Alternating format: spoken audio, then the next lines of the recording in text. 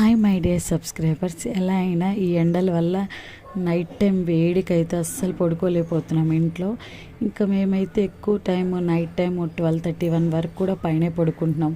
మళ్ళీ early morning 5:30కి మళ్ళీ డాబా పైకి వచ్చి పడుకుంటున్నాం అనమాట. ఇంకా పొద్దున్నే మార్నింగ్ వ్యూనైతే మా సమీ తల్లి అయితే ఎంజాయ్ చేస్తూ ఉంది. ఎట్లయినా ఫీవర్ వల్ల కొంచెం డల్గానే ఉంది పాప అయితే. ఇంకా మా కెవి అయితే ఇంకొకసారి నిద్ర లేచాడంటే ఇంక అస్సలు పడుకోడు, ఇంకా ఆటలమే పడిపోతాడనమాట.